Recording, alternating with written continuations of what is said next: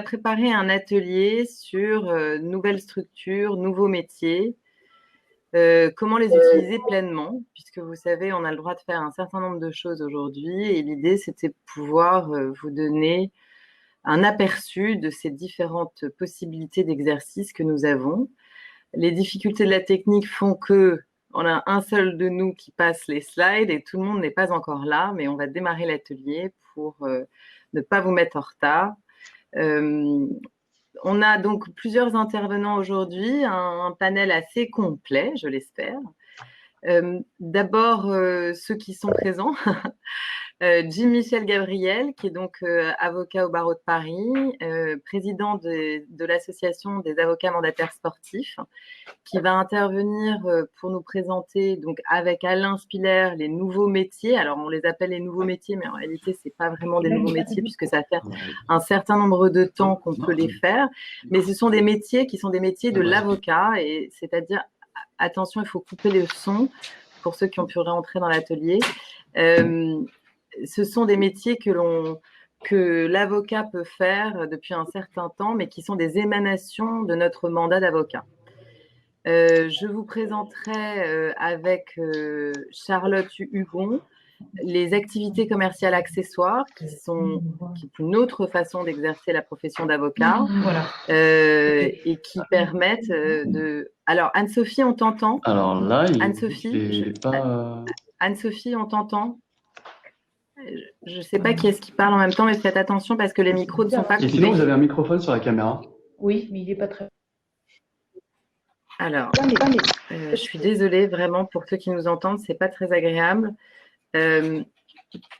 Bon, ce que je vous indiquais, c'était qu'on allait vous permettre de parler des activités commerciales accessoires. Donc, et donc, qu'est-ce que ça veut dire les activités commerciales accessoires et comment on peut les structurer. On va donc commencer peut-être par l'avocat mandataire, Jim. Qui n'est pas disponible. Ça. Qui n'était pas tout à fait. Merci Audrey. C'est que mon micro il a toujours marché. Le micro. Et là, elle okay. n'entendait pas. Jim, je te laisse la parole. Là, je l'ai réactivé votre micro si vous voulez. Vous pouvez on va retourner la main. Jim, tu m'entends? Oui, je t'entends parfaitement. Oui, alors je suis désolée. Oui. Ouais, alors attends, excusez-moi, je suis désolée, on va terminer le souci technique parce que ils ont branché leur micro entre-temps et donc on n'entend plus rien. Jim, vas-y. Voilà. Alors, bonjour à tous. Merci de nous rejoindre pour cet atelier donc consacré aux nouveaux métiers. Effectivement, comme a dit Audrey, ce ne sont pas vraiment des nouveaux métiers. En tout cas, ce sont des possibilités qui sont données aux avocats de justement élargir leur champ d'activité. Et moi, précisément, je vais vous parler de deux activités qui sont l'avocat mandataire sportif, en ma qualité de président justement de l'association des avocats mandataires sportifs, qui est une association donc qui a été créée quelques années après, parce que comme vous savez, depuis le 28 mars 2011, les avocats donc peuvent être mandataires sportifs. Et à ce titre-là, on a créé une association qui est devenue au départ qui était plutôt barreau de Paris, mais qui maintenant a des adhérents un petit peu partout dans tous les barreaux de France et de Navarre, on va dire.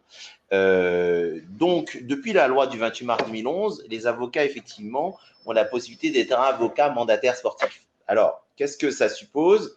Pour vous donner un petit peu comment c'est arrivé, en tout cas pour ma part, parce que vous savez un petit peu les règles qui sont applicables, c'est la loi du 28 mars. Après, moi, je pense que l'intérêt pour vous, c'est un petit peu les aspects pratiques, en fait, que je rencontre, moi, dans l'exercice de ce nouveau métier, en quelque sorte. Au départ, moi, je faisais du droit du sport, parce que c'est passionné de sport, donc forcément, ça m'a amené tout simplement au droit du sport. Et effectivement, on avait un petit blocage, nous, les avocats, puisqu'on ne pouvait pas intervenir dans tout ce qui était négociation et recherche de contrats pour les sportifs de haut niveau ainsi que pour les entraîneurs. Et le fait que justement cette loi du 28 mars 2011 est arrivée, ça a modernisé en fait justement notre champ d'activité. Alors, en plus de ça, donc le code du sport et précisément l'article 222-7 nous a effectivement donné la qualité de mandataire sportif. Comment devient-on avocat mandataire sportif? C'est que il faut donc que vous vous inscriviez auprès de votre barreau, donc en écrivant à votre bâtonnier en lui disant, Monsieur Bâtonnier, je souhaite être inscrit en qualité d'avocat mandataire sportif sur la liste de l'ordre. Et à partir de là, vous pouvez exercer cette activité. Alors, bien naturellement, vous avez aussi des obligations en termes de rémunération qui sont effectivement plafonnées à 10% dans l'ensemble du contrat que vous allez négocier. D'accord. Je rappelle aussi. On va s'appeler par Zoom si vous voulez. rappelle On aura dû se voir vous avez une rémunération qui vous permet C'était à justement 18h normalement, non? de Non, on dit ça pas. toucher donc des honoraires sur les contrats que vous avez négociés face à un club ou alors face à l'annonceur ou à différents institutionnels. D'accord. En revanche, la chose c'est que vous ne pouvez pas signer de mandat sportif avec des mineurs. Pardon, toucher une rémunération, pardon, hein, je suis un petit peu troublé parce que. Là, vous êtes en ligne, mais j'ai coupé la caméra. Donc, vous ne pouvez pas, en fait, toucher de rémunération dans l'hypothèse où le sportif serait mineur. Ça, c'est extrêmement important. Après, en revanche, vous avez l'obligation, toutefois, si vous le représentez, de lui faire un contrat qui serait signé par ses parents, en tout cas, qui sont détenteurs de l'autorité parentale. Chose très importante, c'est quand vous signez ce mandat avec le sportif majeur ou mineur, vous avez l'obligation donc de l'envoyer à la fédération en fait pour laquelle vous travaillez, parce qu'on parle beaucoup de football forcément en tant que mandataire sportif, mais il y a aussi d'autres activités de mandataire sportif et pour d'autres sports, basket, handball, volley, rugby ou même tennis. D'accord? Alors, pourquoi ça a un intérêt aujourd'hui pour les sportifs? Parce que c'est ça, en fait.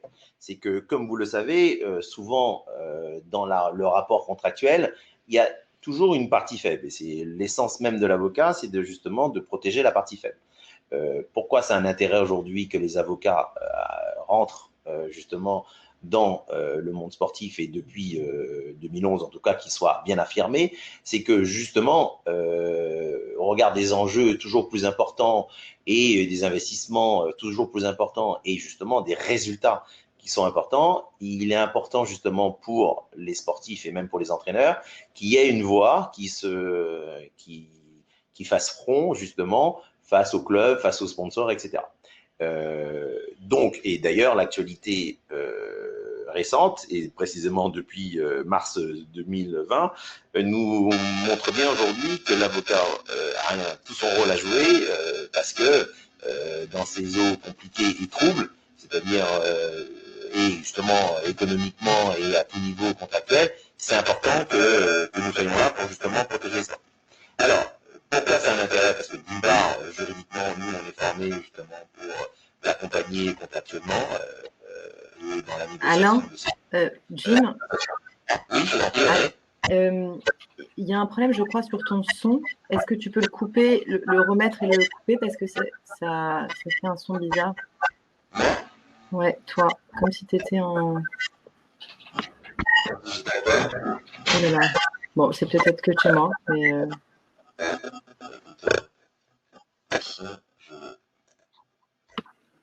Michel, vous devez avoir deux fenêtres ouvertes avec une sortie son pour que ça fasse ça.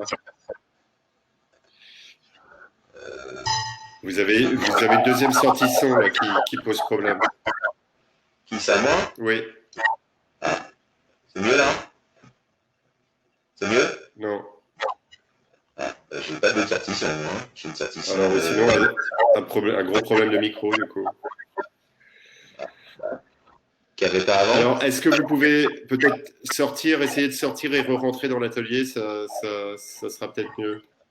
Alors, essayons.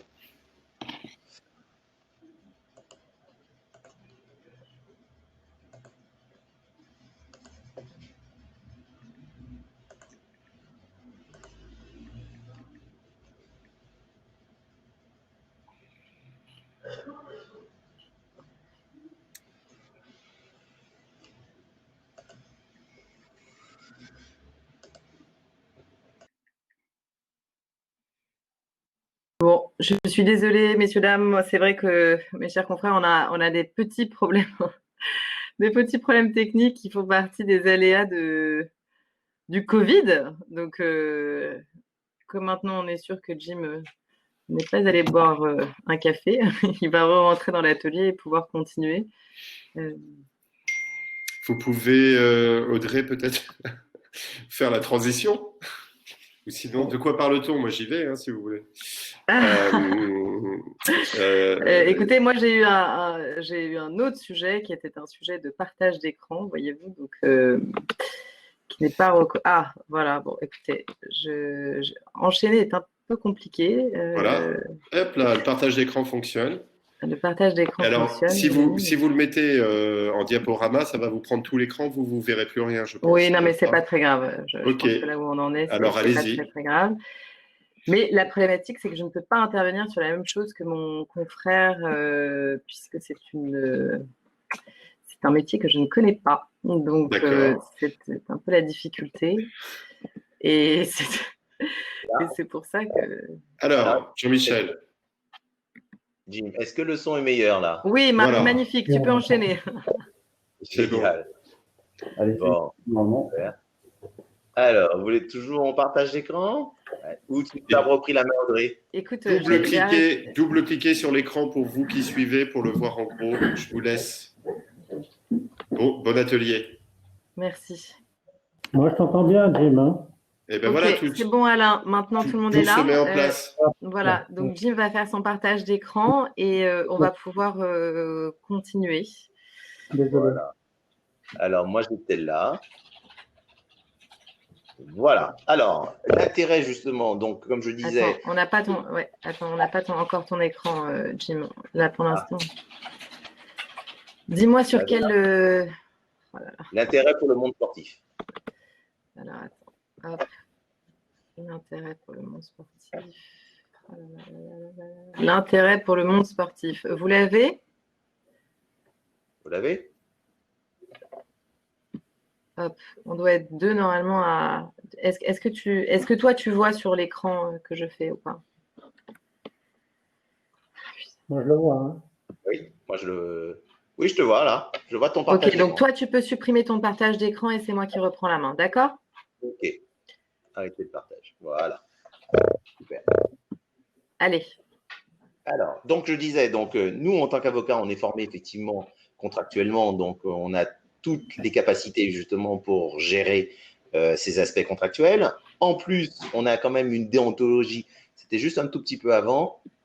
Juste avant, l'intérêt, c'est le 2. Un petit peu, voilà, on est parfait. Donc, du coup, avec nos règles déontologiques, on est un rempart justement de ne pas faire n'importe quoi dans le cadre contractuel. Donc, c'est important pour les sportifs de haut niveau de se dire que nous, les avocats, on est justement, on n'est pas dans le conflit d'intérêts. Donc, à partir de là, ils se sentent rassurés. Donc là, il faut que tu avances un tout petit peu. Tac, tac, tac. Voilà, encore un petit peu.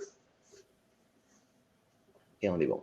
Voilà. Alors, en plus, depuis justement que la loi du 28 mars 2011, j'ai eu cette idée justement de pouvoir justement en qualité dans le cadre de transfert de fonds, que justement notre CARPA soit justement, si je peux employer une expression un peu sportive, dans le game. C'est-à-dire que ça nous permet justement que l'ensemble des transferts de fonds entre clubs, joueurs ou intermédiaires, agents, se passe par l'intermédiaire de la CARPA. Et ça permettrait justement d'avoir une totale transparence. Ça nous permettrait, nous aussi, avocats, de financer certains aspects justement qui sont financés par la CARPA. Et ça permettrait aussi aux sportifs de savoir exactement les engagements qui ont été pris, notamment financiers, dans le cadre entre un club et différentes ventes de joueurs et de transferts. D'accord ? Voilà. Encore un petit peu.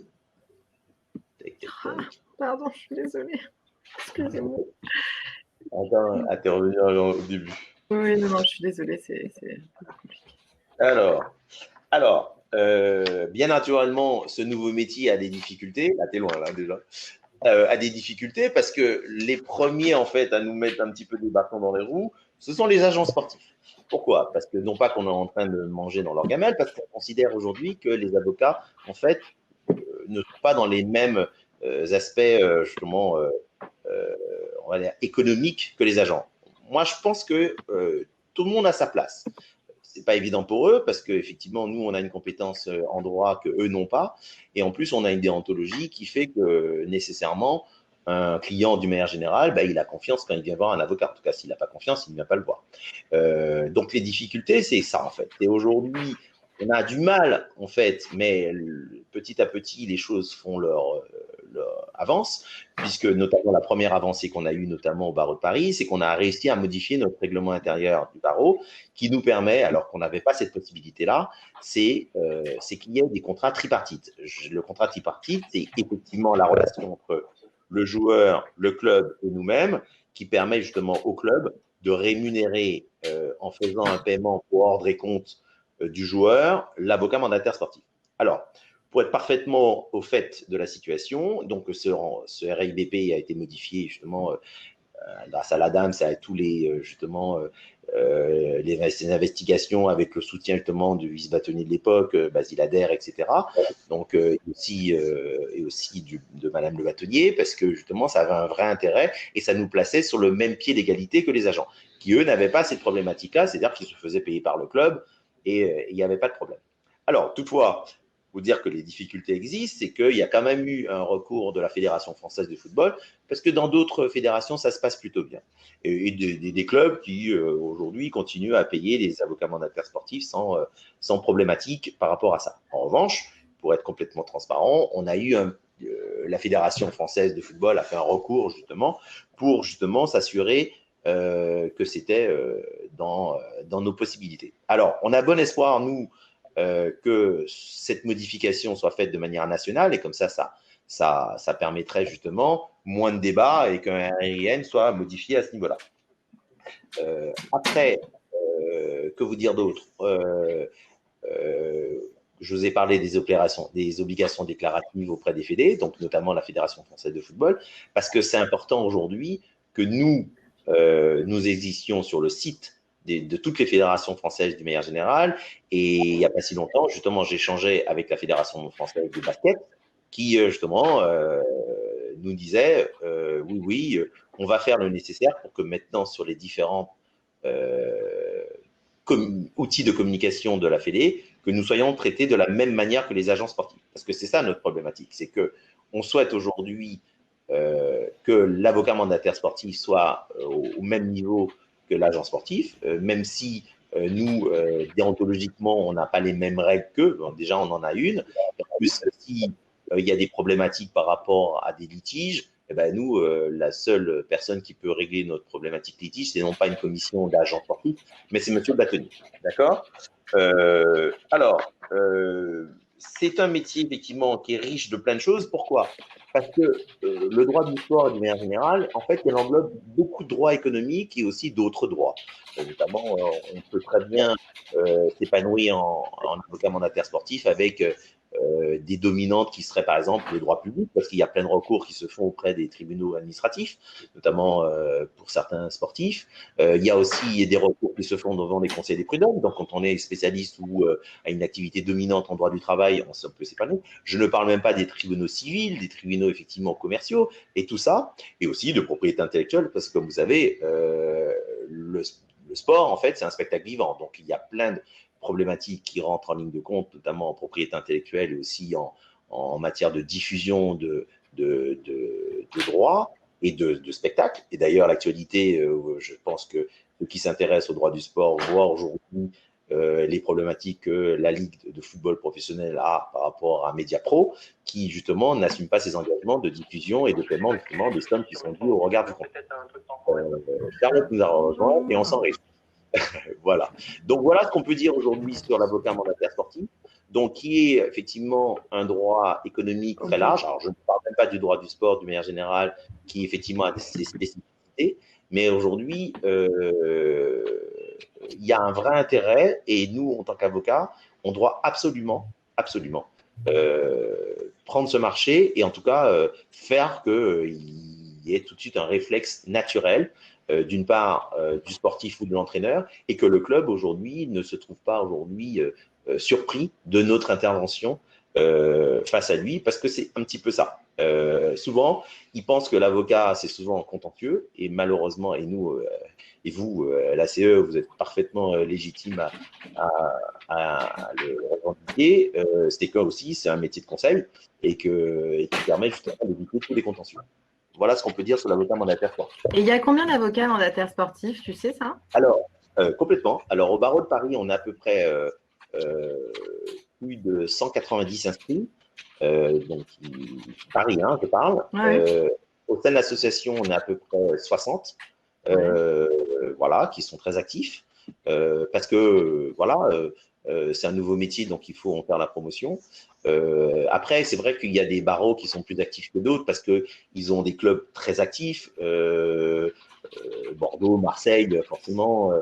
Je rencontrais récemment un confrère de Marseille hier. Donc, de fait qu'on ait justement des métropoles plus actives en termes de sport, ça génère forcément une activité en droit du sport et donc d'avocats mandataires sportifs plus importante.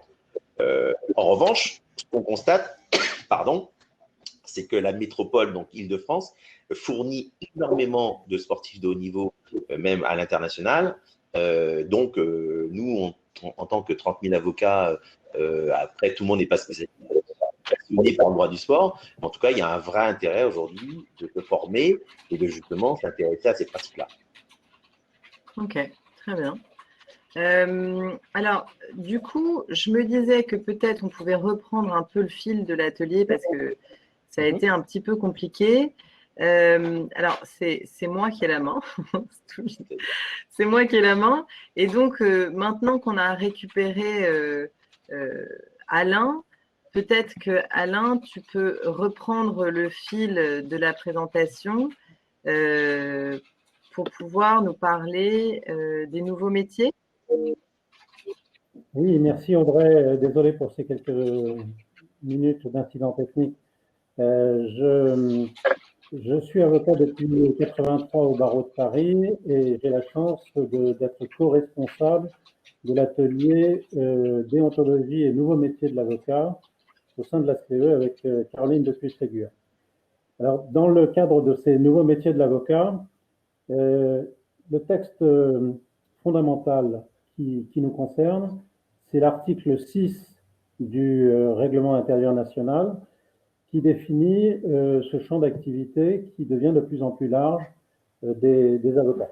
Je vous conseille à tous d'acheter le code de l'avocat. En page 718, vous avez l'article 6 du RIN et ce code de l'avocat est extrêmement précieux pour s'assurer d'un certain nombre d'obligations déontologiques quand on en a besoin dans le cadre de nos dossiers.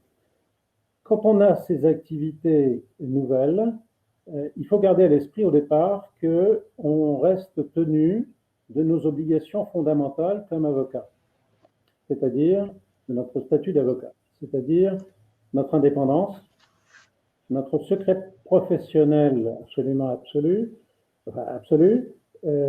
la prévention des conflits d'intérêts, comme tu l'as indiqué, Jim, pour le mandataire sportif et pour toutes nos activités. Et puis aussi, ce qui est fondamental, et de plus en plus, c'est le devoir de vigilance. Alors, on aura, en l'occurrence, dans toutes ces nouvelles activités, un mandat de nature obligatoirement civile, et il faudra faire attention à chaque fois aux questions de responsabilité, d'assurance, de rémunération. Alors, le premier nouveau métier que je mets en avant, parce que c'est fondamental, c'est ce que l'on retient sous le vocable anglais de compliance. C'est-à-dire qu'aujourd'hui, on est dans un nouveau paradigme, on est dans une logique curative plutôt que et la compliance, c'est une démarche permanente pour régler la prévention et la gestion des risques juridiques et les problèmes éthiques et déontologiques au sein des entreprises. Et dans ce domaine-là, les avocats ont un rôle fondamental de chef d'orchestre à jouer. Ça ne concerne pas que les questions de prévention en matière pénale, de lutte contre la corruption dans les grandes entreprises ou autres, ça concerne tous les domaines du droit. Tous les avocats, quelle que soit leur activité, que ce soit en droit du travail, en droit de l'environnement, en droit pénal ou autre, peuvent être amenés à intervenir dans ce domaine d'activité. Il faut voir, moi je m'occupe par exemple pas mal de questions de défense des sous-traitants industriels face à leurs donneurs d'ordre. Il y a une loi du 27 mars 2017 qui oblige les donneurs d'ordre à s'assurer de la conformité à toutes leurs obligations pour les sous-traitants industriels. Ce qui veut dire que dans quasiment toutes les PME, toutes les entreprises, quelle que soit leur taille, il va falloir que les entreprises s'assurent de manière préventive d'un certain nombre de conformités. Et là-dessus, les avocats sont les mieux placés, vu leurs compétences juridiques et leur déontologie, pour proposer des programmes de compliance à leur clientèle, que ce soit en matière de droit de la concurrence, en matière de contrôle des exportations, de fiscalité, de protection des salariés dans les données personnelles, de sécurité des salariés. Aujourd'hui, on est en plein dedans avec les questions de Covid. Toutes les entreprises, enfin la plupart des entreprises ont besoin d'enquêtes, d'audits. Alors, quand j'ai marqué sur mon indication, mon plan que le rôle de l'avocat dans ce domaine-là était un rôle d'avocat enquêteur, c'est un avocat auditeur, c'est un avocat qui intervient comme chef d'orchestre avec ces nouveaux métiers que sont le compliance officer et le risk officer, et qui intervient dans tous les types d'entreprises. Donc ça, c'est la première chose. C'est le premier nouveau métier qu'on peut mettre en avant depuis quelques années déjà, et qui concerne tous nos confrères, le domaine de la compliance. Le deuxième domaine qui est important aussi, c'est le domaine des missions de justice qui sont visées dans la liste un peu à la Prévert de cet article 6. Les missions de justice, notamment l'avocat arbitre. Lorsqu'un avocat est nommé arbitre, c'est toujours intéressant d'être nommé arbitre. Je pense que les avocats sont les mieux placés pour bien apprécier les échanges de mémoire, les plaidoiries des confrères en arbitrage, et pour, vu leur haute technicité dans la plupart des domaines du droit, de rendre des sentences arbitrales. Sur ce domaine-là, le point très important à avoir à l'esprit, c'est l'obligation d'éviter les conflits d'intérêts et de faire attention à l'article 1456 du Code de procédure civile qui oblige l'arbitre qui est désigné de tout conflit d'intérêts. Il appartient à l'arbitre, avant d'accepter sa mission, de révéler toute circonstance susceptible d'affecter son indépendance et son impartialité. Il lui est également fait obligation de révéler sans délai toute circonstance de même nature qui pourrait naître après l'acceptation de sa mission. Quand on est si vous avez la chance d'être désigné arbitre, faites attention à éviter les questions de conflit d'intérêts. Il y a également la question de l'avocat médiateur. Alors là, il n'y a pas besoin de beaucoup de développement parce qu'on parle beaucoup de l'avocat désigné comme médiateur. Je crois que là-dessus, on peut indiquer comme élément intéressant, c'est que la médiation, c'est véritablement un impératif de formation extrêmement approfondie. Il y a des écoles de médiation dans tous les barreaux. Je crois que ça, c'est un point fondamental.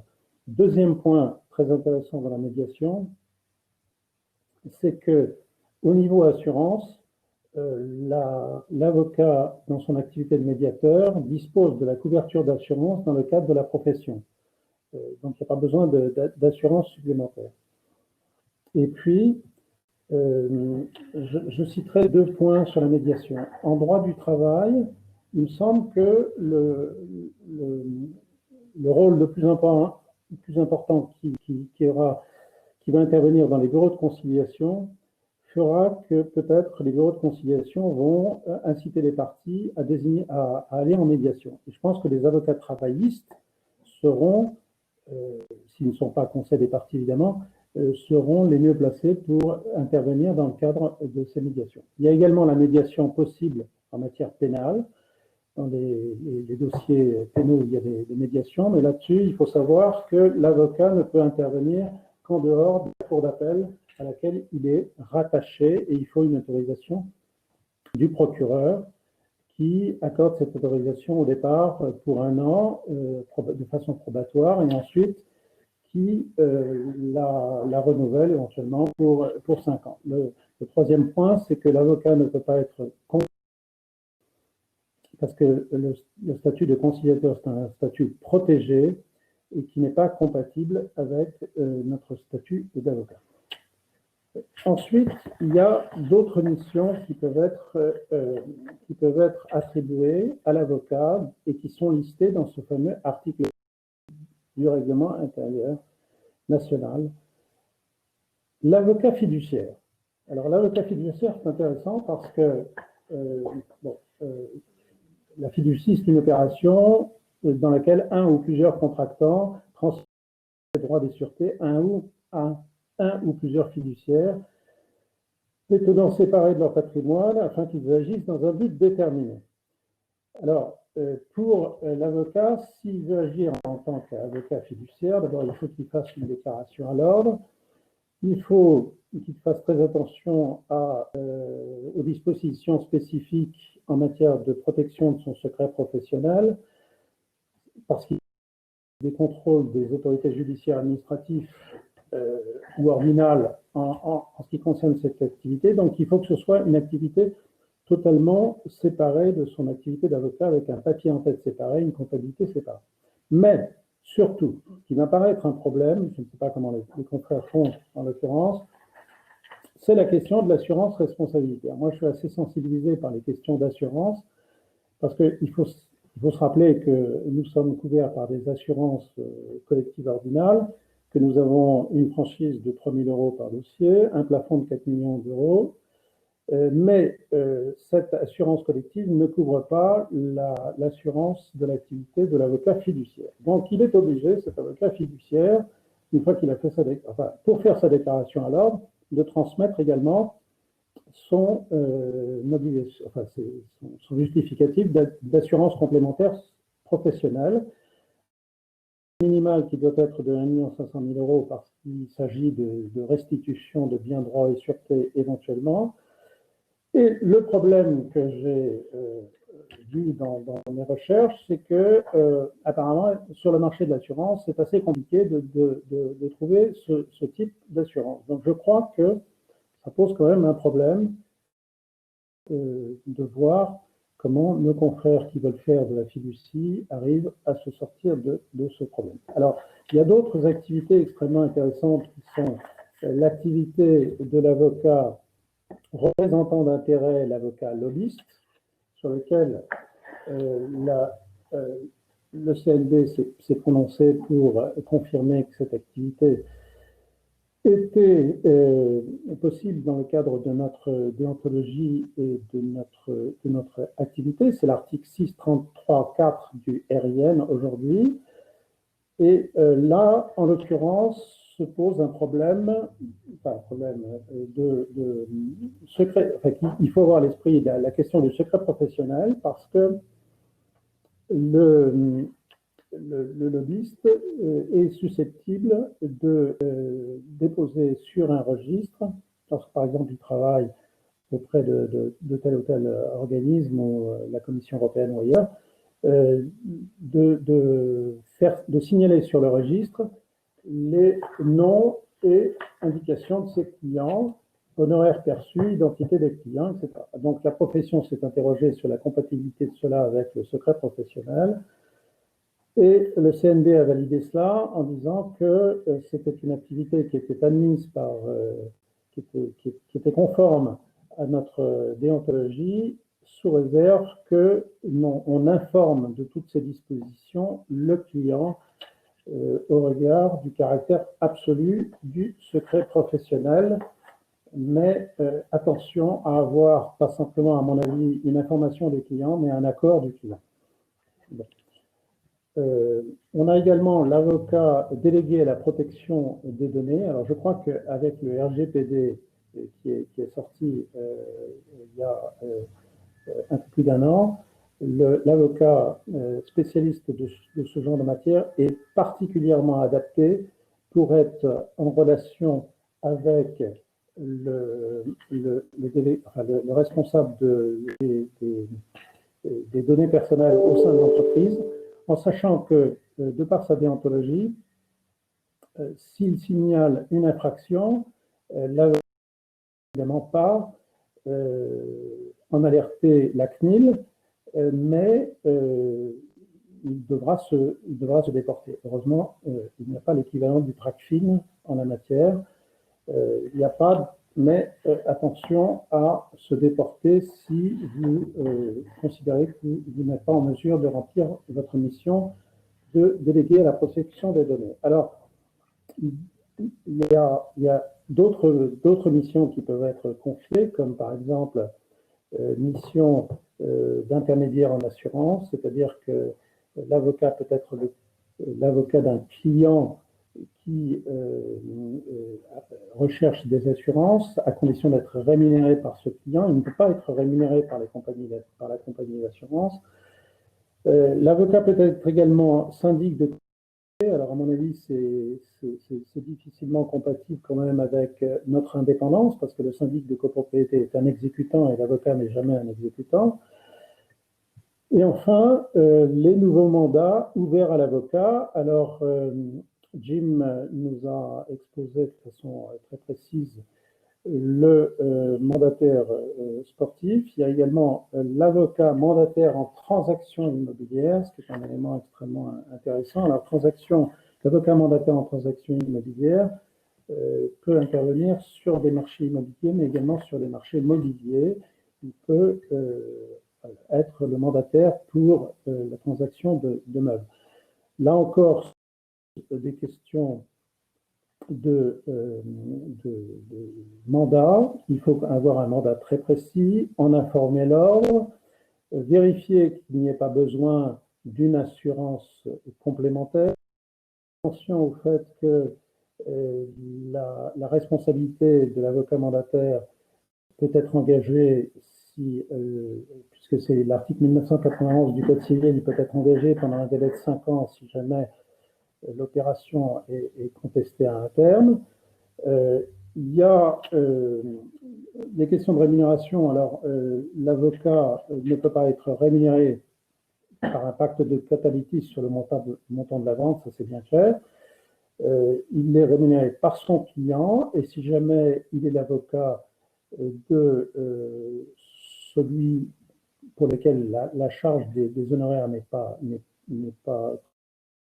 eh bien, il faut prévoir dans la convention que l'autre partie rembourse les honoraires de l'avocat qui lui seront versés. Alors, en ce qui concerne l'avocat mandataire en transaction immobilière, il y a une dernière chose que je voulais vous dire, c'est qu'il y a eu tout un débat récemment sur les questions de rémunération des apports d'affaires au CNB la semaine dernière.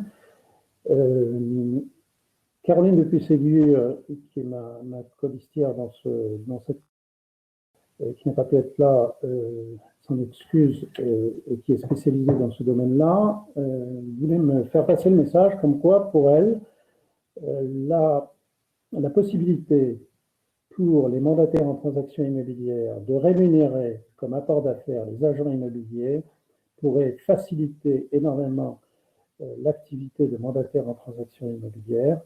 Et donc, ce serait un point positif. Il n'y a pas... c'est un point qui pourrait être considéré de façon extrêmement positive, sachant que la rémunération de l'apport d'affaires fait partie d'une des réflexions du rapport Perben. Et je crois que les avocats, en l'occurrence, par leur déontologie, par leurs compétences, ont un marché qui peut s'ouvrir à eux. En résumé, si vous voulez, ces nouveaux métiers sont des missions complémentaires qui apportent un vaste à notre activité d'avocat et qui, sous réserve que nous soyons pragmatiques et que nous puissions nous adapter, en sachant que tous les domaines du droit peuvent être concernés, peuvent nous ouvrir des perspectives raisonnablement encourageantes. Beaucoup Alain. Donc, on va repasser Jim peut-être. Alors, on avait changé un petit peu la dynamique de l'atelier, mais on va reprendre là où on en était. Oui. Alors. Et donc, Jim, est-ce que tu nous entends? Je vous entends parfaitement. Vous m'entendez? Mais c'est peut-être de ma faute. Attends. C'est bon? Voilà, Jim, normalement, tu nous entends? Oui, je vous entends. Voilà, super. Et nous aussi, c'était de ma faute parce que j'avais coupé le micro puisque c'était un peu compliqué avec les bruits. Et donc, on va reprendre. Super. On va reprendre sur l'avocat mandataire d'artistes et d'auteurs, puisque on a fait l'avocat mandataire sportif que tu nous as présenté, et puis là maintenant on va faire l'avocat mandataire d'artistes et d'auteurs. Merci Audrey. Merci Alain pour ta présentation parce que c'est exactement ça. C'est nous avocats, il faut qu'on s'adapte, c'est-à-dire qu'on soit pragmatique justement dans ces nouveaux métiers. C'est-à-dire qu'au départ, on a une certaine dominante dans une certaine matière. Et après, derrière, c'est notre adaptabilité qui va faire que justement, on va pouvoir justement faire face à et développer une clientèle. Alors, Alain s'est présenté, effectivement, pourquoi au départ, mon cœur de métier est plutôt la propriété intellectuelle, pour ne rien vous cacher, puisque j'ai passé un certain nombre d'années au départ avant d'être avocat dans une grosse major du disque, BMG pour ne pas la citer, qui maintenant est devenue BMG Sony. Après, je suis passé chez Canal+. Donc, c'est la raison pour laquelle j'ai la chance de faire ces deux nouveaux métiers parce que je suis spécialiste en propriété intellectuelle, qui est au départ mon cœur de métier, puisque je l'ai pratiqué en entreprise pendant 9 ans. Et après, depuis que je suis avocat, bientôt 17 ans, j'ai effectivement prolongé dans cette activité-là. Et c'est vrai que, ayant 25 ans d'expérience dans la propriété intellectuelle, notamment en musique, cinéma, je me rendais bien compte aujourd'hui que le métier d'avocat mandataire d'artiste et d'auteur, on va dire, qui se rapproche du côté agent artistique, et bien, une vraie nécessité pour justement les artistes d'une manière générale. D'une part, parce qu'ils avaient besoin d'un accompagnement quotidien, régulier, et surtout, comme disait Alain aussi, c'est qu'au départ, on fait un audit un peu de la situation, c'est-à-dire que quand un artiste, quel qu'il soit, c'est-à-dire si c'est un musicien ou si c'est un scénariste ou c'est un créateur de mode, au départ, on fait une espèce d'audit de sa situation juridique et de ce besoin. Et c'est notre premier métier, c'est d'avocat, c'est justement de se dire, tiens, qu'est-ce qui se passe aujourd'hui derrière à l'instant T et qu'est-ce qui va se passer et à partir de là, les artistes au départ et les auteurs, on va dire, ils ont des problèmes économiques. Il ne peut pas toujours payer en fait l'avocat à hauteur des honoraires qu'ils peuvent solliciter. Et justement, ce nouveau métier est venu un petit peu pallier ça en fait. C'est se dire que nous au départ, les avocats dans le domaine, on va dire, du droit d'auteur ou de la propriété intellectuelle étaient des parfaits connaisseurs du monde en fait du marché, c'est-à-dire qu'ils connaissaient les acteurs aussi bien de mode, si c'est un créateur de mode ou si c'est un dessinateur de chaises ou de design ou de musique. Et bien à côté de ça, lui, il avait besoin aussi quand même de se dire que il aura fait l'audit de la situation de cet artiste, de cet auteur, il va l'accompagner dans toute la création de sa structure. Et d'ailleurs, Audrey, je pense que c'est le pont est tout à fait trouvé pour ce que tu vas parler par la suite, c'est que justement, nous, on va l'aider justement avoir une espèce de réflexion en 360, à savoir notamment de protéger effectivement sa création artistique, ça c'est une chose, mais aussi de l'améliorer dans sa rémunération et de l'accompagner dans toutes ces problématiques de droit. C'est-à-dire, après, on va s'accompagner d'un sachant. Si moi, je ne suis pas fiscaliste, mais quand j'ai des problèmes fiscaux, je m'adjoins un sachant fiscaliste. Si effectivement il a des problématiques en droit du travail qui sont peut-être plus techniques, je vais peut-être m'adjoindre. S'il a des problématiques en droit de la famille, par exemple, je vais aussi lui trouver la personne. Vous voyez, donc en fait, on est un petit peu au cœur de son activité et de sa réflexion aussi bien économique que personnelle. Et après, on n'est pas des nounous, hein, c'est pas l'idée. En tout cas, moi, c'est pas du tout comme ça que je conçois le métier d'avocat mandataire, d'artiste et d'auteur. En revanche, c'est de optimiser, de lui chercher des contrats qui lui permettent justement de valoriser son savoir-faire et son métier. Et à partir de là, l'accompagner dans tous ces aspects. Alors, bien naturellement, les problématiques que j'avais évoquées sur l'avocat mandataire sportif sont les mêmes, c'est-à-dire qu'il faut toujours cette déclaration auprès de l'ordre, savoir je souhaite m'inscrire en qualité d'avocat mandataire, d'artiste et d'auteur. Comme ça nous permet d'être identifié sur justement l'ordre sur lequel le barreau vous êtes inscrit.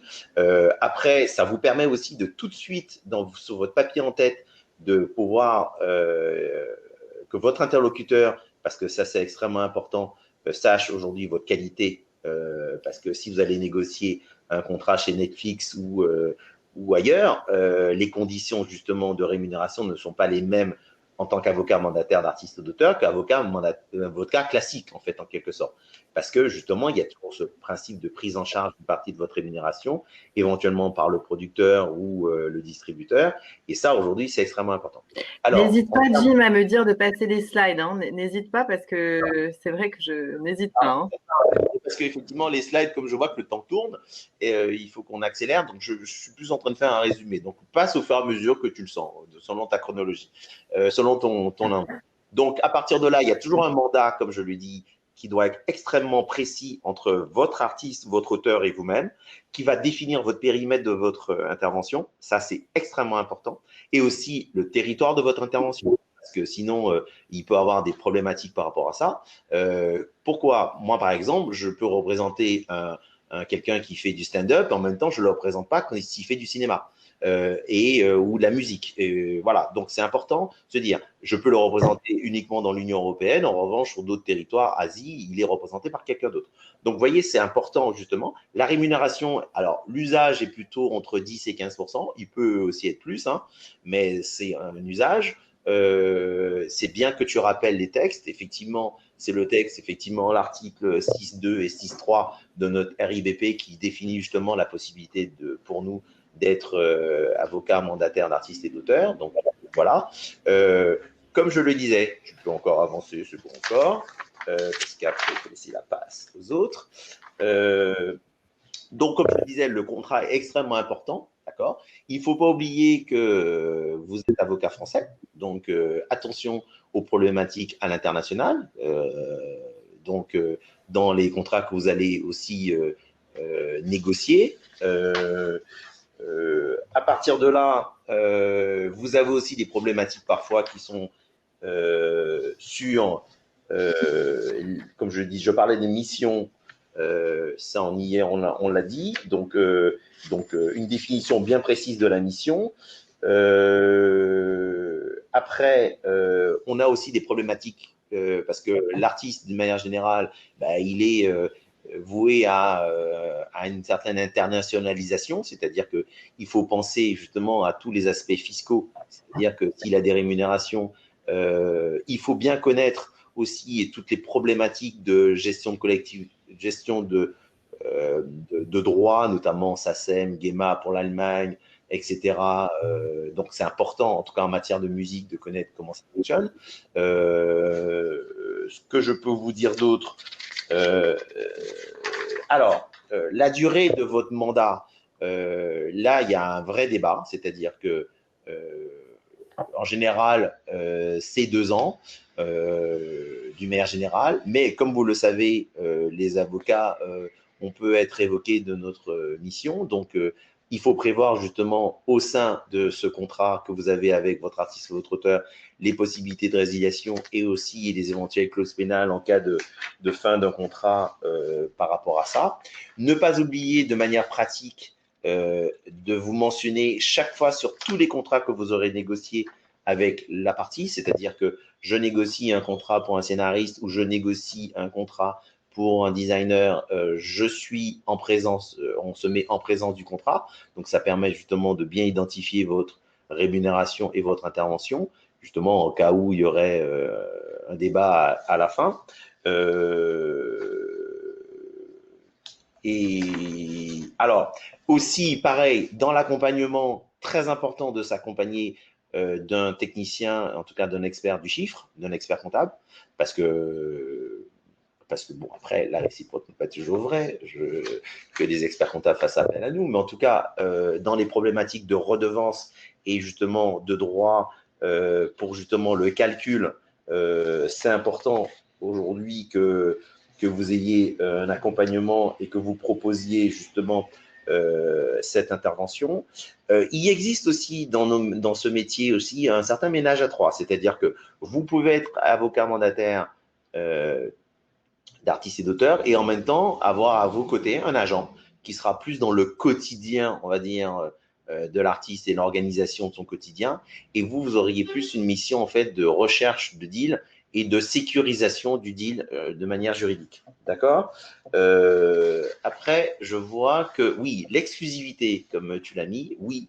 Alors, moi, je pense que c'est un intérêt pour l'artiste et l'auteur d'avoir une certaine exclusivité. Pourquoi ? Ça permet d'éviter les doublons. Et comme ce métier en tout cas d'une manière générale, les métiers justement où l'institut personnel est très important, ça permet d'éviter justement qu'il y ait plusieurs interlocuteurs qui partent pour l'artiste et ça évite justement des cacophonies et justement et d'optimiser sa carrière. En revanche, vous pouvez très bien vous adjoindre à une autre personne avec qui vous allez partager la commission. Bien entendu, il se pose aussi des questions de données personnelles, que ça, je pense qu'on reviendra dessus. La CARPA, ça arrive que pour des gros montants de négociation, elle intervienne justement pour justement percevoir vos rémunérations. Enfin, écoutez, moi je pense qu'aujourd'hui pour les artistes et les auteurs, parce que l'artiste et l'auteur de plus en plus devient un vrai chef d'entreprise, c'est que non seulement il a sa casquette d'artiste, de manière générale, mais aussi il a sa casquette aussi parfois de producteur ou d'entrepreneur. Et nous, en tant qu'avocats, après avec des compétences justement dans le domaine de la propriété intellectuelle, dans le problème de droit des marques et aussi dans le domaine commercial parce qu'on va l'aider à créer sa structure, une SAS, une SASU ou etc., une SARL, et ben ça nous permet justement de l'aider et on a une vraie plus-value par rapport à un professionnel, on va dire classique, d'agent qui n'aura pas la même expertise que nous, par rapport à nous. Voilà ce qu'on peut dire aujourd'hui sur… Après, je pense qu'il faut quand même avoir une certaine accointance pour l'artistique, en tout cas un goût, non pas qu'il faut être groupie, mais en tout cas, il faut avoir une certaine accointance pour justement accompagner l'artiste et être innovant, avoir une réflexion et surtout un petit peu connaître le marché et les acteurs du marché. Merci. Du coup, Jim, la situation Covid, donc toi, dans ton exercice professionnel aujourd'hui, tu as des artistes au sens large comme clients. Tout à fait. Alors oui, j'ai des artistes, et j'ai même des producteurs et j'ai aussi des sportifs. Alors c'est vrai que le Covid a un petit peu impacté ces deux secteurs d'activité parce que forcément, les manifestations sportives, elles n'ont pas lieu. En tout cas, elles ont lieu avec public restreint. En termes artistiques et tournage de films, c'est assez compliqué aussi musique parce que toutes les discothèques, elles ont été fermées. Tous les concerts aujourd'hui ont été reportés. Moi, j'ai plein d'artistes effectivement qui devaient faire des Bercy, j'allais dire, mais des Accor Arena ou à Nanterre ou des tournées en France, des Zénith.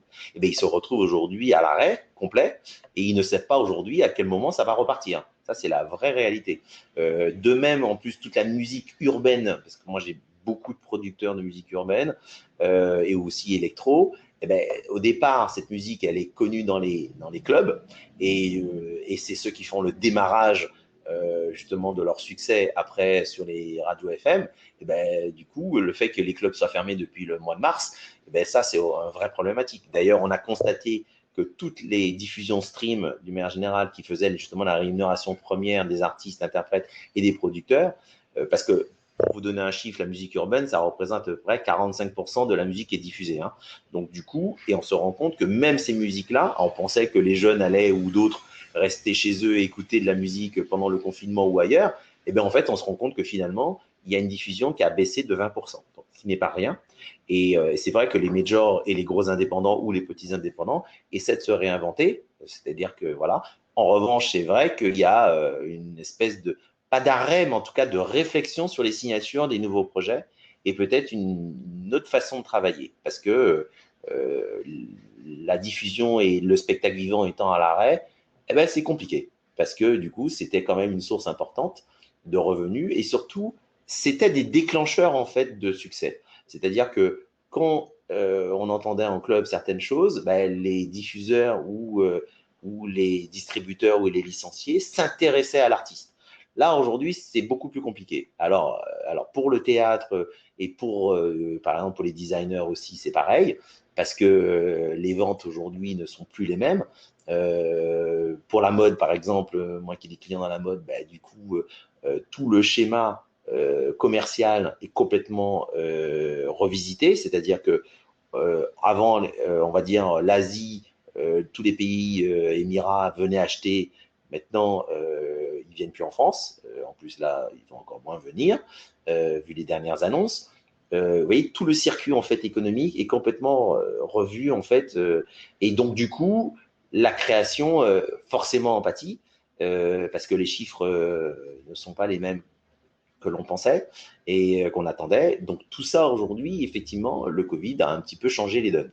Après, moi, j'ai quand même, pour ne vous cacher, il y a eu des signatures importantes qui ont fait des succès pendant le confinement. Moi, j'ai même signé 2 deals pendant le confinement, alors que c'était pas du tout des deals qui étaient dans les tuyaux. Donc, il y a encore des choses qui se font, mais il y a quand même des choses effectivement qui sont à l'arrêt. Donc, en matière de mandataire d'artistes et d'auteurs, oui, il se passera des choses. Mandataire sportif, c'est un petit peu plus compliqué parce que, comme je vous disais, je ne sais pas si Alain était déjà connecté, Mediapro aujourd'hui, qui est le diffuseur justement du championnat Ligue 1 et Ligue 2 de foot, fait des vrais soucis aujourd'hui à tous les clubs. Et quand on sait que la proportion dans les budgets d'un club de Ligue 1 ou de Ligue 2 représente les diffusions des matchs, représente entre 40 et 65% de leur budget, c'est colossal. Parce que l'autre partie, c'est la billetterie, le sponsoring et aussi le merchandising. Le sponsoring, forcément, tout est renégocié depuis, parce que forcément, un sponsor, il a envie de visibilité. La billetterie, bah, elle est quasi inexistante. Et le merchandising, bah, le petit jeune ou le moins jeune ou l'ancien comme moi qui va au match, bah, qui achète un maillot, il a envie de le porter au match. Bon, comme il n'y a pas de match, donc tout ça aujourd'hui, ça fait que c'est énormément impactant.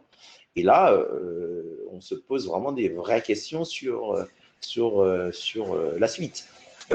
Après, je ne parle même pas des autres sports parce que c'est les sports majeurs qui sont. Le foot, c'est le sport majeur, mais le basket, pareil, a eu la chance d'avoir justement un accord qui a été signé avec l'équipe TV pour diffuser les matchs. Et au final, tout va être un petit peu à l'arrêt. Donc, et je ne parle même pas des autres sports. Moi, je vois que je conseille aussi des escrimeurs.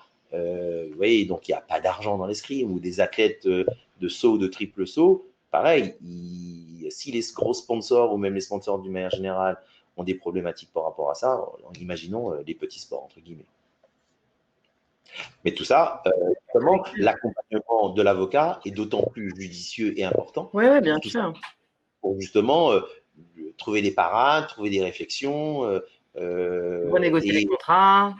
Négocier les contrats, se faire respecter, parce que c'est vrai que quand on est effectivement Neymar ou Mbappé, il n'y a pas de problème. Mais il faut penser que le championnat n'est pas que constitué de big stars. Et même si c'est des sportifs de haut niveau, mais il se trouve quand même, il reste des parties faibles. C'est ça la réalité. Moi, je le vois au quotidien. Bah, écoute, merci beaucoup, Jim. Alors, j'ai coupé ton micro. Tu peux couper toi-même, comme ça tu pourras le réactiver si tu as envie d'interrompre.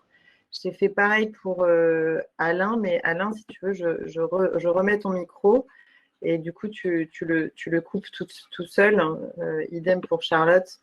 Comme ça vous permettra d'intervenir si vous le souhaitez. Voilà. Donc, du coup, Charlotte, tu n'as pas coupé ton micro. Je viens d'aller. Oui, du coup, voilà. Parfait. Alors, on passe à un second de cet atelier qui est un volet. On vous a donc parlé des métiers de l'avocat. Ce que je vous disais en introduction, c'est qu'en réalité, l'avocat a d'autres possibilités d'exercer, comme Alain et Jim voulons développer. Et il peut maintenant, alors en fait, on dit maintenant, mais en réalité, tout ceci prend une saveur différente avec les temps qui courent. Il peut développer maintenant des activités commerciales accessoires. Ce qui est intéressant, c'est de savoir comment se structurent ces activités commerciales accessoires et qu'est-ce que regroupent ces activités commerciales accessoires. C'est la raison pour laquelle, dans un premier temps, je vous ferai un bref tableau de ce qui peut se faire et de ce qu'on entend par activité commerciale accessoire. Et Charlotte Hugon, qui est donc la cofondatrice d'une start-up de ce qu'on appelle une legal tech qui s'appelle Votre bien dévoué, nous fera un petit témoignage de ce qui s'est passé pour elle, de comment elle a géré les choses et comment elle a monté sa structure. On vous dit que c'est neuf et que ça a un accent neuf aujourd'hui, mais en réalité, on peut développer des activités commerciales accessoires depuis 2016. Et c'est une modification des articles 111 à 113 du décret de 91 qui nous a permis de le faire, puisque le législateur a créé une entorse au régime des incompatibilités à l'exercice de la profession d'avocat. Ce qu'on pouvait faire avant, je vous dis ça parce que c'est vrai que je ne me suis pas présentée. Audrey Chemouli, on fait les choses un peu à l'envers. Audrey Chemouli, donc je suis présidente de la commission du statut professionnel de l'avocat, qui est une commission au Conseil national des barreaux, qui est une commission qui se voit remonter un certain nombre de problématiques sur les structures d'exercice des avocats lorsqu'elles ne peuvent pas être traitées au sein des conseils de l'ordre ou par les bâtonniers eux-mêmes, puisque les compétences ne sont pas nécessairement là. Nous avons au barreau de Paris la chance d'avoir un service de l'exercice professionnel, mais ce n'est pas le cas dans tous les barreaux. Donc le Conseil national des barreaux donne des avis, enfin la commission statut professionnel de l'avocat du Conseil national des barreaux donne des avis sur les questions de structure d'exercice. Et par ailleurs, j'ai donc monté après le confinement, voyant que c'était une volonté d'un certain nombre de professions libérales, j'ai donc lancé une activité qui est exclusivement dédiée à la structuration des professions libérales. Et donc, parmi mes clients, et c'est pour ça que je vous parlerai des cas que j'ai eus et des difficultés auxquelles qu'on a dû surmonter. Parmi mes clients, j'ai un certain nombre d'avocats, et notamment des avocats qui viennent me voir pour développer des activités commerciales. Et c'est pour cette raison que j'ai créé un petit guide que vous retrouverez sur LinkedIn, puisque je publie beaucoup de posts relatifs à notre profession. Donc, sur les activités commerciales accessoires, ce que je vous disais, c'était qu'avant, on pouvait déjà faire un certain nombre de choses. Aujourd'hui, me sont proposés des projets dans lesquels les confrères souhaiteraient s'investir, mais la réalité, c'est que c'était des projets qu'ils pouvaient déjà faire avant. Le principe, c'est que le décret de 91, il a institué un régime strict des incompatibilités de la profession d'avocat avec un certain nombre de choses, avec l'exercice de fonctions exécutives de direction.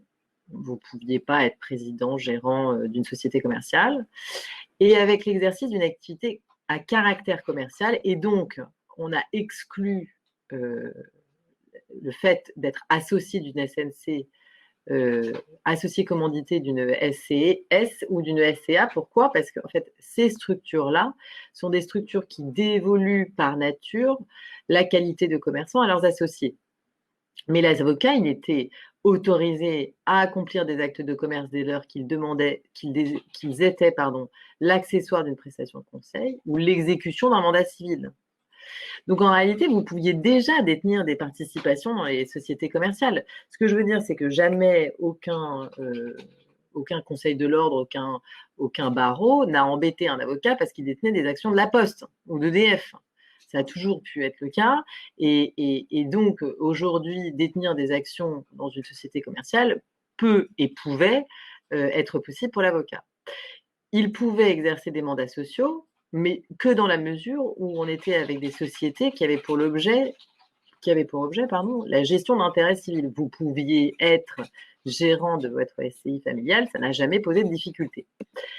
Ce que vous pouvez faire maintenant, c'est, à titre accessoire, commercialiser des services ou des biens connexes à l'exercice de la profession d'avocat, si ces biens et services sont destinés à des clients ou à d'autres membres de la profession. Ce qui est dingue, c'est que, en fait, il y a 3 termes dans cette définition-là qui sont 3 thèmes centraux, qui sont l'accessoire, la connexité et le terme de client, qui n'ont pas été définis par le décret. Donc, on peut se dire 2 choses. Soit c'est complètement dingue que le législateur n'ait pas défini ces textes, défini ces termes, et on peut le regretter. Ou alors on peut se dire que le législateur a voulu laisser un champ des possibles extrêmement large à l'avocat pour pouvoir développer des activités commerciales. Ce qu'il y a, c'est que ces notions-là, elles sont quand même difficiles à envisager. Quand on parle d'accessoires, la première chose à laquelle les gens pensent, c'est accessoire en termes d'argent. C'est-à-dire, si vous dépensez tellement d'argent, enfin, si vous facturez tellement d'argent avec votre activité commerciale accessoire, est-ce que vous êtes toujours avocat? La deuxième chose à laquelle on pense, c'est le temps passé. Quand on y réfléchit bien, on se dit que finalement, est-ce que ces deux grilles ces 2 grilles sont vraiment adaptées pour vérifier si une activité est accessoire? Bonne question. Est-ce que l'argent est la seule façon de déterminer si une activité est accessoire? Je prends un exemple, quelque chose qui a pu être fait depuis la nuit des temps, c'est-à-dire la sous-location de bureaux. J'hérite d'un immeuble Place Vendôme. Il est très probable qu'avec mon activité de sous-location pour des confrères, je puisse facturer plus d'argent que par rapport à mon activité d'avocat. Mais ça ne veut pas dire que je vais arrêter d'être avocat. Donc, on se rend bien compte des limites de ce type de grille. Une seconde problématique, c'était la connexité. Alors là, la connexité, on s'est quand même creusé la tête et on s'est demandé, dans le droit, qu'est-ce qui existe comme connexité? On est des juristes, hein, qu'est-ce qui existe comme type de connexité? Feu ISF disait que, une doctrine administrative disait qu'on considérait que la connexité impliquait des liens de dépendance étroits. OK. On a une seconde matière qu'on a vue, on a vu les baux commerciaux. Vous n'êtes pas obligé de demander la déspécialisation de votre bail à partir du moment où l'activité que vous avez adjointe était des activités connexes ou complémentaires.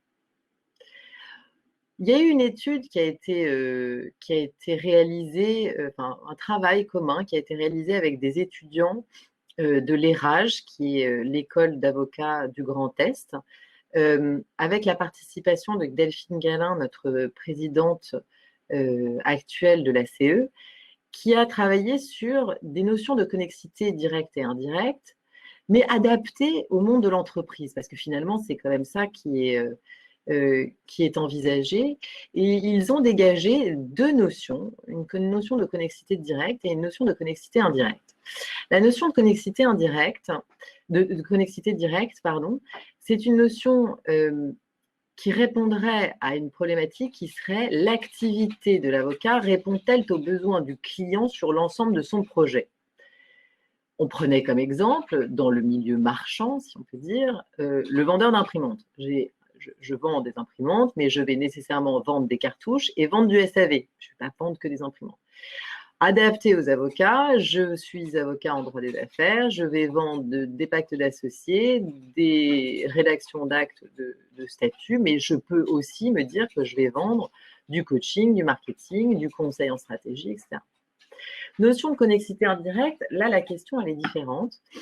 Ça serait: la prestation dérive-t-elle d'une compétence particulière de l'avocat? Donc on parlait du RGPD, par exemple, qui est quelqu'un qui est venu au cabinet, qui a dit: voilà, moi je suis spécialiste en droit de la propriété industrielle, j'ai fait une application,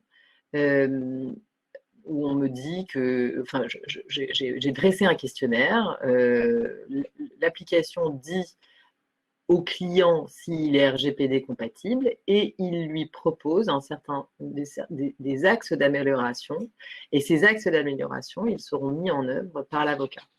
Et là, du coup, j'avais une notion de connexité indirecte puisque ça découlait d'une de ses compétences particulières.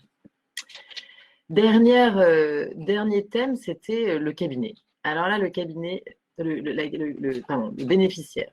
Alors là, le bénéficiaire, c'est une vraie difficulté parce que soit je disais que le terme client, c'est les clients actifs du cabinet d'avocat.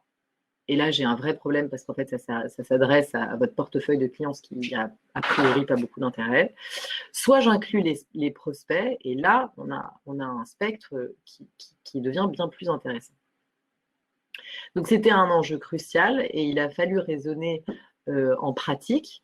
Et on s'est dit, voilà, sur les activités qui posent aucune difficulté, par exemple l'édition pareil, on va dire que l'avocat depuis des millénaires écrit. Est-ce qu'on peut se dire que finalement, est-ce que c'est essentiel si je me dis que je ne vais vendre qu'à mes clients mon livre ou mon article, a priori, il y a assez peu d'éditeurs qui vont être intéressés. Donc, on a essayé d'ouvrir le spectre très large et on est arrivé à des recommandations du Conseil national des barreaux d'un rapport que j'ai porté qui a donné des recommandations sur l'ensemble de ces notions et l'appréciation qu'il nous semblait, puisqu'il a été voté, qu'il nous semblait qu'il fallait avoir. Donc, il a considéré que l'exercice effectif de la profession était le critère pertinent pour savoir si l'avocat exerçait à titre principal. Et par voie de conséquence, il conduisait des activités dérogatoires de manière accessoire. Je m'explique. Pourquoi est-ce qu'on a parlé de l'exercice effectif? On a parlé de l'exercice effectif parce qu'en fait, il existe déjà une jurisprudence sur l'exercice effectif. L'exercice effectif, c'est le critère pour savoir si on peut ouvrir un bureau secondaire ou pas. Je m'explique. Si vous avez l'intention d'ouvrir ou si vous avez ouvert un bureau secondaire et que l'existence même de ce bureau est contestée, vous allez pouvoir démontrer que ce bureau existe parce que vous y avez un exercice effectif. Et c'est donc une jurisprudence qui existe déjà. S'agissant de la connexité, on a donc repris, l'Assemblée générale du Conseil national des barreaux a repris la distinction juridique et économique de la connexité directe et indirecte que je vous ai présentée tout à l'heure. Et pour les termes clients, elle a indiqué qu'il désignait les clients de l'avocat au regard de l'ensemble de ses activités, y compris les prospects. Donc aujourd'hui, vous avez un champ des possibles qui est extrêmement large. Le rôle des conseils de l'ordre. Alors, c'est intéressant et c'est important d'en parler parce qu'en fait, souvent, les confrères se mélangent un petit peu. Je m'explique. Aujourd'hui, si on part de l'activité commerciale accessoire, le rôle des conseils de l'ordre, c'est évidemment un rôle de contrôle, mais c'est un rôle de contrôle a posteriori puisque aujourd'hui, cette nouvelle activité n'est soumise qu'au régime de la déclaration. Donc, vous déclarez au Conseil de l'ordre dans les 30 jours de votre début d'activité, vous déclarez cette nouvelle activité et le Conseil de l'ordre pourra solliciter un certain nombre de choses à ce sujet. Alors, je précise quand même quelque chose parce que malheureusement, c'est parfois cette règle-là est parfois mal comprise. Vous verrez que vous pouvez développer une activité commerciale accessoire via deux biais. Un premier biais qui est de la développer à l'intérieur de votre cabinet d'avocat et un second biais qui est de la développer en créant une filiale. Sans rentrer dans les détails puisqu'on va les voir après, je précise tout de même, si vous la développez au sein de votre cabinet d'avocat, vous allez avoir une obligation puisque vous allez modifier vous allez modifier votre objet social, puisque de fait, vous allez adjoindre à votre objet social classique, qui est l'exercice de la profession d'avocat, vous allez adjoindre un second objet qui sera le développement de telle ou telle activité, puisque votre société, demain, aura une nouvelle activité. Vous devez donc modifier votre objet social. Et donc là, on n'est plus sur un régime déclaratif puisque vous modifiez les statuts de votre cabinet d'avocat et là, le Conseil de l'ordre est compétent et là, on sera sur un régime d'autorisation et en amont plutôt qu'en aval. Pour reprendre le fil de la discussion, il y a quelques exemples quand même qui ont été donnés par la notice dans le décret et ce qui est complètement fou, puisque vous savez, hein, vous avez déjà vu des textes, quand vous avez des décrets, vous avez une petite notice en amont qui permet de dire voilà pourquoi est-ce qu'on a fait le décret, voilà à qui ça s'adresse, voilà ce que le décret regroupe. Et là, le décret s'est fendu de quelques exemples et les exemples étaient édition juridique, formation professionnelle et fourniture de moyens ou de locaux à des confrères. Alors, ce qui est quand même pas de chance, c'est que le législateur, lorsqu'il a repris des exemples pour son décret, il a repris 3 exemples de 3 activités que l'avocat pouvait déjà faire avant la réforme de l'article 111. Donc, finalement, ça ne nous a pas énormément éclairé, mais heureusement, les confrères ont été imaginatifs.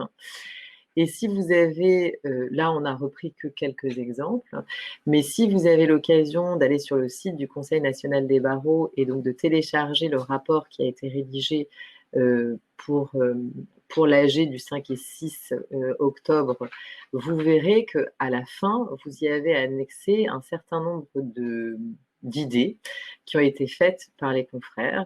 Alors, la plus rigolote, c'était la salle et le cours de yoga. Donc, pour ceux qui se demandent en quoi c'était connexe, en réalité, c'était un cabinet, c'est un cabinet de droit de la famille qui avait indiqué que il lui semblait que, afin de pouvoir détendre certaines réunions qui étaient particulièrement compliquées, le yoga et la méditation étaient probablement un des biais de pouvoir apporter du bien-être à leurs clients. Sachez que cette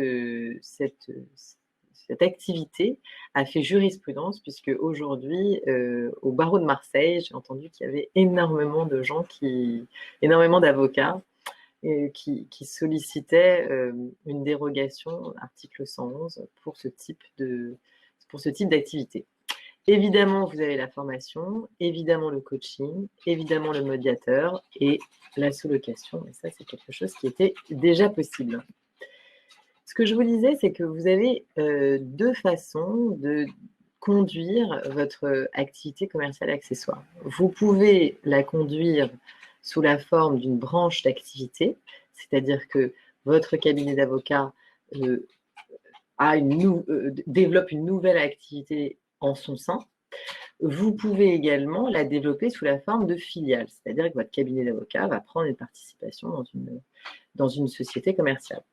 Mais là se posent plusieurs choses, plusieurs questions, la question des gouvernances, la question d'ouverture aux capitaux. Donc, on vous a fait un petit schéma qui sera repris sous la forme d'autres schémas parce que ce n'est pas toujours très clair.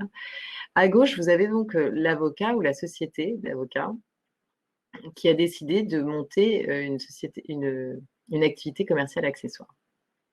En haut, vous avez la solution où la branche, où le cabinet d'avocats a décidé d'en faire une branche d'activité. Alors, vous me direz pourquoi est-ce qu'un avocat décide d'avoir, puisque ça implique un certain nombre de choses, pourquoi un avocat va décider de développer une branche d'activité de son cabinet d'avocat en son sein et pas de le filialiser parce que d'une certaine façon, parfois, ce serait probablement plus simple. Écoutez, je vous répondrai que en réalité, ça dépend du projet. Moi, j'ai des projets très intéressants qui sont venus à moi, de confrères. Alors, je reprends l'exemple de Jim. Jim disait, il parlait du mandataire sportif. En réalité, et du mandataire de l'agent artiste-auteur. Et il disait, quand un client vient vous voir, il vient vous voir pour que vous lui négocier un certain nombre de choses, mais vous pouvez aussi lui faire bénéficier d'un audit de l'ensemble de ses contrats. Et ça, c'est vrai que c'est, alors, pas nécessairement dans ce milieu-là, mais c'est quelque chose qui revient souvent, c'est-à-dire que les avocats développent une activité commerciale qui est une extension de leur activité d'avocat, et donc ils ont besoin de la conserver dans le sein du cabinet d'avocat, puisque l'énorme différence entre le fait de le faire sous la forme d'une branche d'activité ou de le faire sous la forme d'une filiale, c'est que lorsque vous le filialisez, vous ne pouvez pas faire de droit, vous ne pouvez pas faire de consultation juridique. Donc, si je décide de la mettre dans une branche d'activité, je ne vais évidemment pas pouvoir confier la gouvernance à un tiers.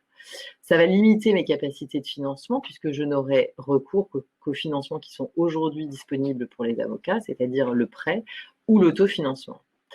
Il y a évidemment une interdiction de l'ouverture aux capitaux extérieurs. La nécessité pour certains d'avoir une assurance propre, je le précise, parce que c'est extrêmement important de pouvoir assurer, parce qu'aujourd'hui, comme vous le savez, on a un contrat qui est une sorte de contrat cadre auquel tous les avocats sont soumis. Et aujourd'hui, le contrat d'Aon, au barreau de Paris, il dit que Aon, on va simplifier les termes, que Aon assure toutes les activités de l'avocat. Mais il n'est pas certain, et on n'a pas encore de jurisprudence, de savoir dans quelle mesure, s'il y a un sinistre sur une activité particulière, Aon décidera, enfin il n'y aura pas un débat sur de savoir si le risque est assuré.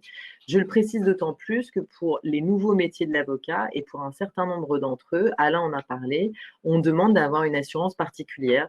Et la philosophie qui a conduit à ça, c'est de dire que pour des métiers qui sont particuliers, on a une assurance particulière. Mais je pense que c'est une philosophie qu'il faudrait reprendre pour les activités annexes, pour dire qu'a priori, c'est pas, ça rentre pas dans le. Enfin, il est possible qu'on considère que ça rentre pas dans le code.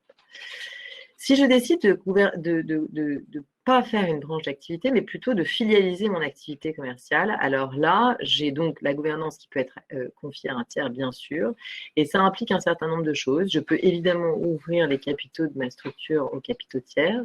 Je peux avoir une assurance propre. J'ai une interdiction, évidemment, des fonds CARPA. Et puis, je précise quand même que j'ai une interdiction de la consultation juridique. Je ne peux pas faire de droit au sein de ma structure. On a fait un certain nombre de petits schémas pour que ça soit plus illustrant, parce que parfois c'est mieux comme ça. Donc, le premier schéma, c'est l'activité commerciale est filialisée. Donc, vous avez David et Chloé qui ont créé un cabinet d'avocats. Dans ce cabinet d'avocats a décidé de filialiser son activité commerciale. Il a pris 30%, le fonds d'investissement en a pris 70%. Alors pour ceux qui font de la levée de fonds, ils savent très bien que le fonds d'investissement ne peut pas prendre 70% parce que ce n'est pas dans son intérêt. Mais enfin, le principe, c'est de dire que un tiers, on aurait pu l'appeler fonds d'investissement comme on aurait pu l'appeler tiers, un tiers peut prendre 70%. Tout ça pour vous démontrer que le cabinet d'avocats n'est pas nécessairement, n'a pas l'obligation d'être minoritaire ou majoritaire, il peut être ce qu'il veut. Et là, évidemment, il n'y a pas d'autorisation de l'ordre, une simple déclaration dans les 30 jours du début d'activité.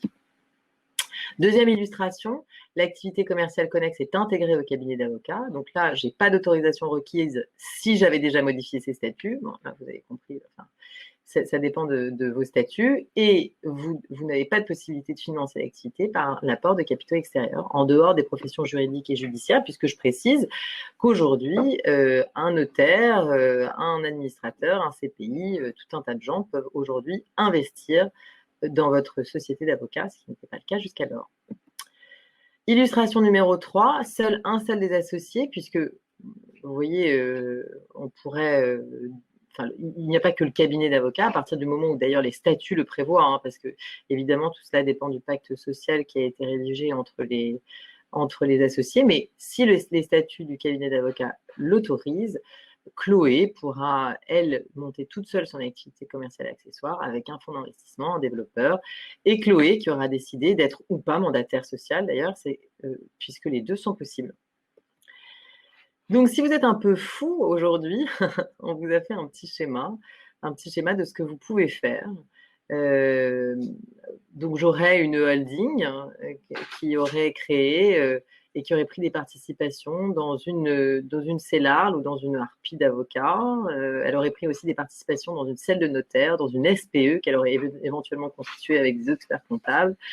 Et elle aurait développé une activité commerciale connexe en la filialisant avec des tiers investisseurs. Voilà tout ce que vous pouvez faire aujourd'hui. Et j'espère que vous vous dites que notre profession devient extrêmement dynamique et que c'est l'occasion pour vous de faire tout un tas de choses aujourd'hui.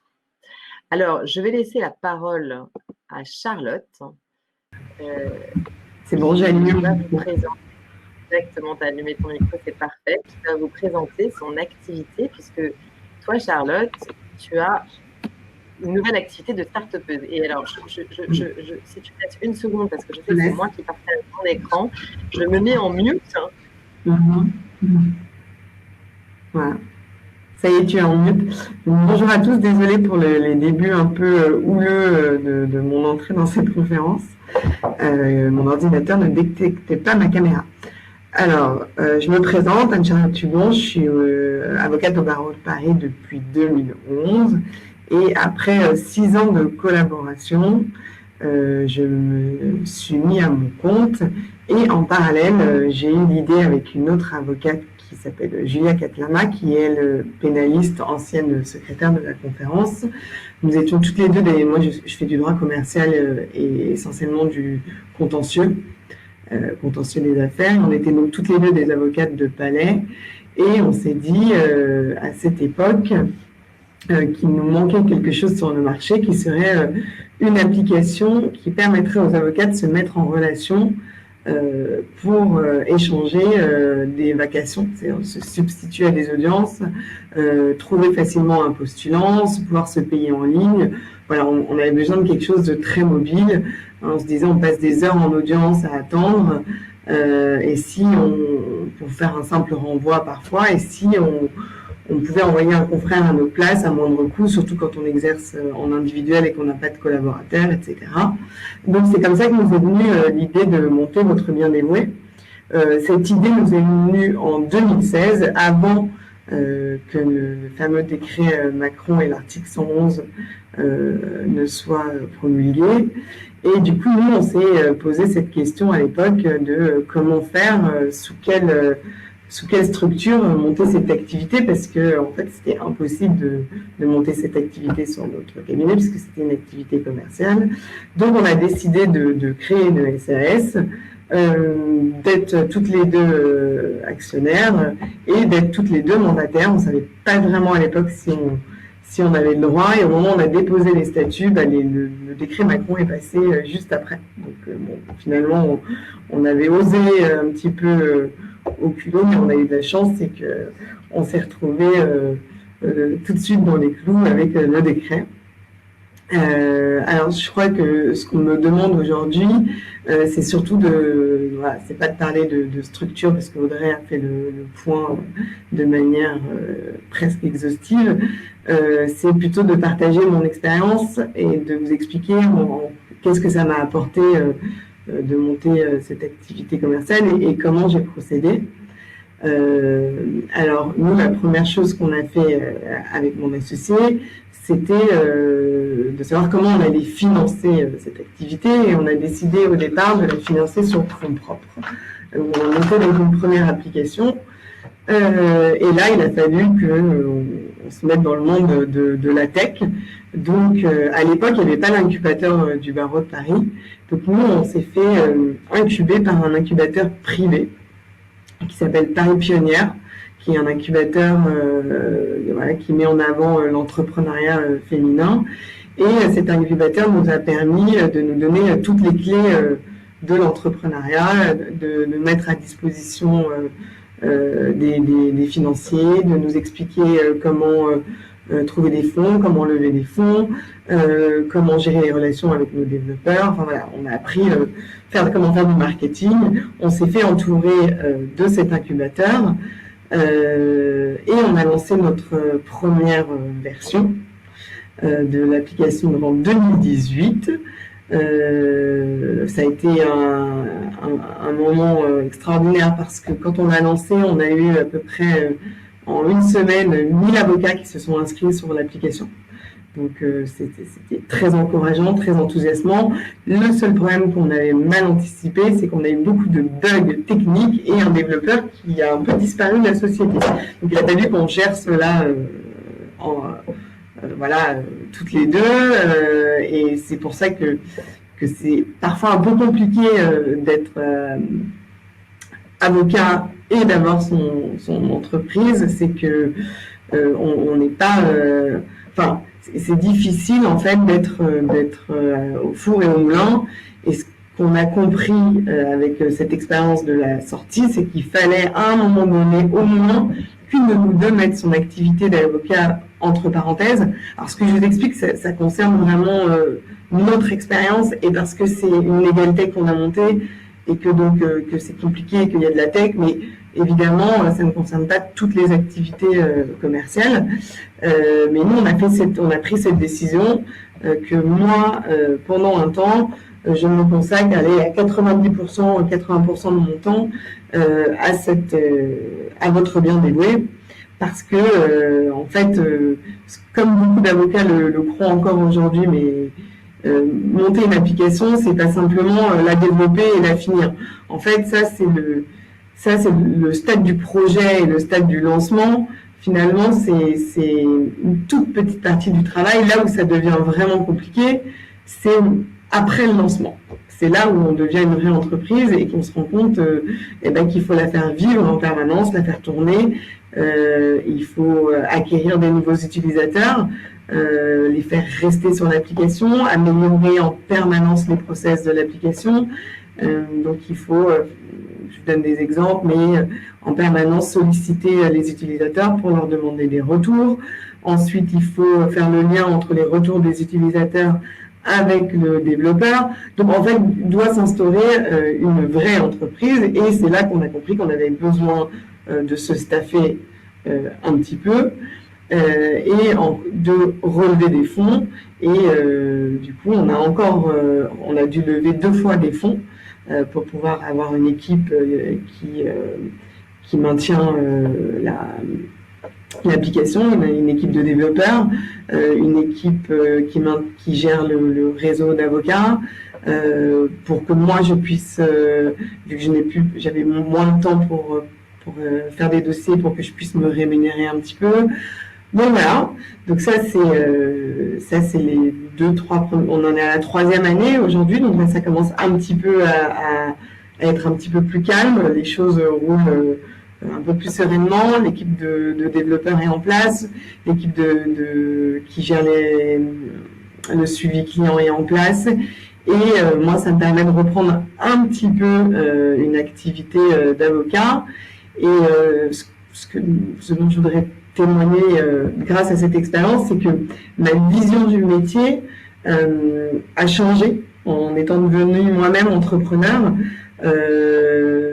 J'accompagne des clients aussi dans des startups aujourd'hui, et je suis beaucoup plus proche d'eux et je comprends beaucoup mieux leurs problématiques. Donc, voilà, c'est cette expérience d'entrepreneuriat et peut être très très très bénéfique dans notre métier d'avocat au quotidien, puisque il faut, on le sait aujourd'hui, il faut se renouveler. Notre plus-value, c'est pas seulement de savoir rédiger des actes, puisque aujourd'hui la rédaction des actes est quand même très facilement automatisable. Donc, si on a compris de manière très profonde la problématique de son client, on va être bien plus à même de lui apporter des réponses avec une valeur ajoutée bien supérieure. Donc, si il y a des gens qui nous regardent dans cette conférence et qui hésitent à monter leur activité commerciale, je les encourage à le faire, pas simplement parce que ils vont pouvoir monter une activité commerciale annexe très rentable. Enfin, si ça peut l'être, tant mieux, mais c'est souvent compliqué, notamment quand c'est dans la tech, ça prend du temps. Mais quoi qu'il arrive, c'est une expérience qui qui sera rentable in fine sur le long terme parce que ça permet d'apprendre très vite et beaucoup de choses que malheureusement en école d'avocat on n'apprend pas. Et voilà. Alors, je sais pas si c'est un petit peu difficile cet exercice de parler d'un témoignage sans avoir de questions en face. Donc, j'invite mes co-intervenants à éventuellement me poser des questions. Oui, non, mais franchement, alors, moi, c'est vrai que je suis un peu plus proche de toi, donc c'est tout à fait vrai ce que tu dis quand tu dis que quand tu démarres une entreprise entrepreneuriale, en réalité, tu deviens plus proche des gens que tu conseilles. Et d'une certaine façon, c'est assez utile. J'ai une question à Charlotte. Charlotte, est-ce que tu as fait un business plan? Est-ce que tu t'es fait accompagner par un expert comptable pour... Évidemment. Alors, je ne suis pas rentrée dans le détail, mais évidemment, quand nous, en fait, on a eu une subvention de la BPI qui s'appelle le PIA, qui est Paris Innovation Amorçage. Et ce PIA, on l'a obtenu grâce à l'accompagnement de l'incubateur dont je vous ai parlé, qui est Paris Pionnière. Et l'énorme avantage d'être sélectionné dans cet incubateur, pour être sélectionné, il faut arriver déjà quand même avec un premier business plan, mais qu'on avait fait un peu à notre façon. On s'était fait accompagner par des amis, etc. Mais grâce à l'incubateur, une fois qu'on a été sélectionné, on était accompagné par un DAF qui, lui, nous a permis vraiment on a fait des ateliers business plan de plusieurs journées, qui nous a permis d'établir un business plan très précis et ensuite d'obtenir, parce qu'après il y a une deuxième étape, une fois qu'on est rentré dans l'incubateur, on va passer l'examen pour obtenir le PIA. Et en fait, le fait de préparer le business plan pour le PIA, en fait, ça nous a permis de préparer notre vrai business plan qui nous a permis ensuite d'aller chercher des fonds auprès d'investisseurs. On a eu 30 000 € auprès de la BPI. Et ensuite, on est allé chercher des fonds en 2 fois. Une fois 100 000 € auprès d'un premier investisseur, qui était un business angel, qui lui était un entrepreneur aussi. Pour nous, c'était très important d'avoir dans notre board un entrepreneur qui soit pas avocat, parce qu'on était déjà 2 avocates, donc on avait besoin de quelqu'un qui soit de bons conseils. Lui, c'était quelqu'un qui avait monté une entreprise tech dans les voyages, et en gros toute son expérience de disruption, ubérisation dans le voyage peut presque se dupliquer dans le droit. Donc, il nous a beaucoup aidé aussi à recentrer notre activité, à savoir ce qu'il fallait faire, à faire du marketing digital. Après, on a fait une deuxième levée de fonds avec un autre entrepreneur, cette fois dans les assurances, qui lui son aide est plutôt côté client que marketing. Voilà, comment garder son client, fidéliser son client, etc. Donc ça, c'est des choses d'avoir à son bord des entrepreneurs, je pense que c'est vraiment essentiel. Voilà, je ne sais pas ce que je peux vous raconter encore, parce qu'il y a je peux en parler des heures, mais je ne sais pas quel est l'essentiel. Non, mais écoute, et c'est vrai que, alors, comme tu as une cible très avocat, toutes les deux, et qu'on s'est rendu compte que, comme tu le disais, Alain, enfin, la réflexion que tu as faite, c'est exactement ça, c'est-à-dire qu'il y avait une vraie, et c'est tout l'objet de ces ateliers, c'est de se dire qu'aujourd'hui, on a quand même des cabinets qui ressemblent très fortement à des entreprises, avec des enjeux d'entreprise, et donc avec des enjeux financiers, économiques, marketing, satisfaction client qui sont hyper importants. Et c'est la raison pour laquelle Charlotte et moi, oui, on est en train de préparer un podcast sous la forme d'une mini-série d'interviews de cabinets d'avocats qui sont disruptifs et qui ont décidé d'exercer leur activité très différemment. Donc, et c'est vrai qu'on se rend compte effectivement que les cabinets d'avocats qu'on a interrogés pour l'instant ont été prendre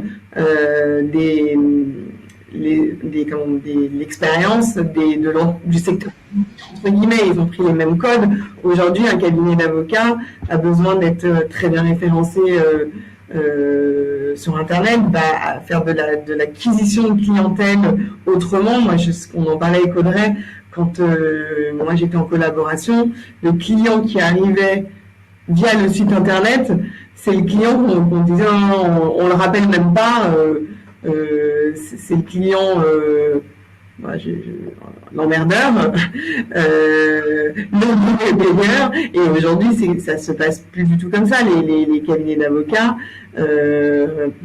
vont faire. Enfin, il y a beaucoup de cabinets qui vont trouver l'essentiel de leur clientèle en faisant des techniques de gros hacking et du marketing digital. Ouais, c'est très impressionnant.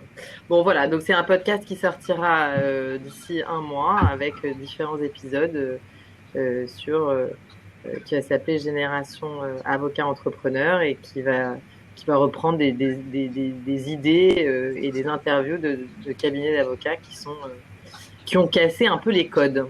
Je ne sais pas, Jim et Alain, si vous aviez envie de rajouter quelque chose, sinon on va peut-être clore l'atelier. Non, moi j'ai beaucoup d'admiration pour Charlotte. Mais tu as eu le temps d'avoir des clients, parce que j'imagine que. Alors, c'est ce que j'ai dit, c'est qu'il y a aussi quelque chose qu'on n'a pas évoqué, c'est le rapport dans une association, parce qu'au départ on s'est associé à 2 avocates. On a eu cette idée, on était 2 amis, un petit peu comme ça ça arrive souvent au cours d'un déjeuner, on s'est dit mais ça serait génial, et sauf que comme ça arrive souvent, d'habitude on le fait pas, mais là on s'est dit allez on le fait, et la semaine d'après on l'a fait. Donc, sauf que là on s'est associé à 50-50, on se disait ça sera un side project, on va pouvoir le tenir comme ça, et en fait on s'est vite rendu compte que ça pouvait pas. Pourtant on nous avait prévenu, on avait été voir des amis entrepreneurs qui nous avaient dit ça n'existe pas la machine que tu allumes et qui marche toute seule, vous allez voir, vous êtes en train de monter une vraie start-up, et on n'y croyait pas. Nous on se disait mais non, nos clients c'est des avocats, ça va être super simple, et en fait on s'est aperçu qu'on était confrontés aux mêmes problématiques que toutes les entreprises. Alors, même c'est un petit peu différent parce qu'on n'est pas en B2C, ce qui aurait été encore plus compliqué, et là il aurait fallu de beaucoup plus gros fonds. L'avantage de votre bien dévoué, c'est que notre clientèle, elle est facilement ciblable. C'est-à-dire qu'on a réussi à se faire connaître, pas de toute la profession, mais d'une grande partie de la profession assez facilement, parce que c'est facile d'identifier et de cibler son client. Mais ensuite, ça ne suffit pas, parce que ça ne suffit pas qu'on des avocats inscrits sur l'application. On en a aujourd'hui à peu près 2000. Mais ça ne veut pas dire qu'on a 2000 avocats qui l'utilisent quotidiennement. Et ce qui est difficile, c'est de maintenir en fait cette utilisation avec une application qui fonctionne, sans bug. Voilà. C'est tout ce maillage qui est compliqué. Et donc, nous, il y a un moment donné où, avec Julia, qui, elle, voulait vraiment pas du tout mettre de côté son métier d'avocat. C'est une pénaliste, avec la vocation d'avocat chez IOCOR. Moi, je suis un peu plus entrepreneuriale, et donc on a fait cette décision de se dire moi pendant un temps, je me consacre à votre bien dévoué. Donc, je vous ai dit à peu près, il me reste quelques dossiers, mais c'est 20% de mon temps. Et du coup, on répartit le capital différemment, parce qu'évidemment, on ne prenait plus exactement le même risque dans l'affaire, et on a fait rentrer d'autres investisseurs pour pouvoir s'entourer d'une équipe. Voilà. Mais aujourd'hui, j'arrive à reprendre un petit peu une activité d'avocat. Je dirais que je suis plutôt 70-30 maintenant. C'est bien. De vos interventions à tous. On était très contents de faire cet atelier avec vous. C'est vrai que c'est compliqué, c'est un exercice difficile, et puis sachez que nous, comme on parle devant notre ordi, c'est toujours un peu particulier. Je tiens à attirer votre attention sur le fait que les élections sont dans peu de temps. et qu'il est important de soutenir, en tous les cas au barreau de Paris, les élections sont dans peu de temps, il est important de soutenir nos candidats.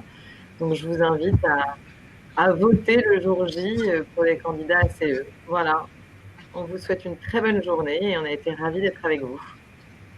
Merci. Bonne soirée. À bientôt. Prenez soin de vous. Merci Audrey.